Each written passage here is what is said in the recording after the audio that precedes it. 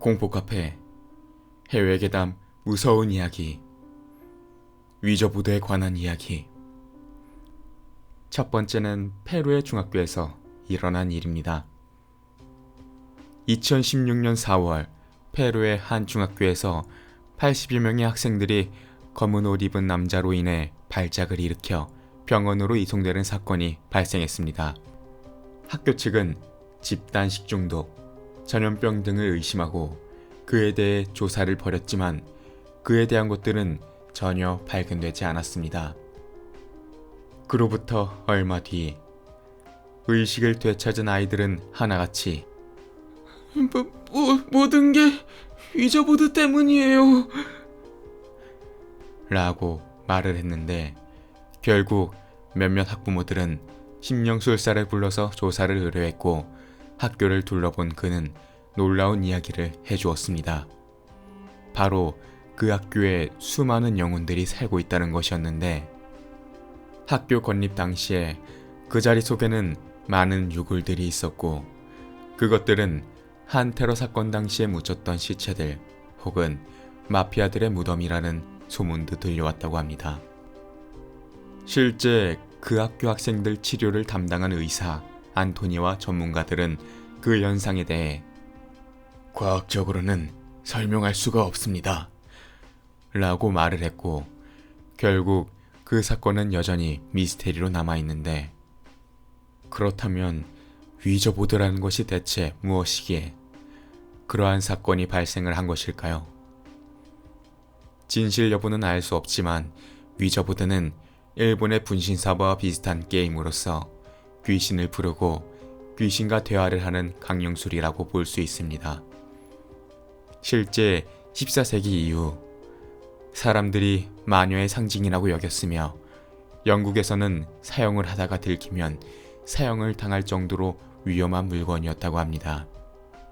그러한 이유 때문인지 공포영화에서도 위저보드가 자주 등장을 했는데, 첫 번째로 이야기를 할 영화는 너무나 유명한 엑소시스트입니다. 주인공 소녀가 혼자 위저보드를 하는 장면이 등장을 하는데, 이는 소녀가 악령에 씌인 것을 미리 암시를 해주는 것이고 소녀를 둘러싼 이야기와 엑소시즘 행위의 아주 중요한 원인으로 등장을 하는 것입니다. 두 번째로 이야기를 할 영화는 컨저링2입니다. 영화상 이야기는 물론 실제 일어났던 모든 사건에서 자넷과 마가렛 자매는 위저보드를 한 적이 있다고 하는데, 자넷은 이렇게 말을 했다고 합니다. 마가렛과 위저보드를 한 후 악령이 저를 괴롭히기 시작했습니다. 그렇게 위저보드로 인해 그녀는 2년간 악령이 괴롭힘을 받으면서 살아가야만 했다고 합니다. 마지막으로 이야기를 할 영화는 파라노말 액티비티 시리즈입니다. 1편에서는 영혼과의 대화를 시도하기 위해서 구입한 위저보드가 그들에게 경고라고 하는 듯 스스로 불에 타버리고 맙니다. 2편에서 역시 이상현상을 밝히기 위해서 위저보드를 사용하게 되는데, 무엇을 원하는가? 라는 질문에 영혼은 H, U, N, T, E, R 이라고 대답을 합니다. 영혼이 원했던 것은 바로 그들의 아들 헌터였던 것입니다. 실제나 영화 속에서나 공포 그 자체인 위저보드. 다들 점점 위저보드에 대한 호기심이 생기실 수 있는데 절대 함부로 사용을 해서는 안 된다고 합니다. 굳이 체험을 해보고 싶다면 반드시 규칙은 확인해야 한다고 합니다. 첫 번째, 절대 혼자 하지 말 것. 두 번째, 절대 밤에 하지 말 것. 세 번째, 항상 작별 인사를 구할 것.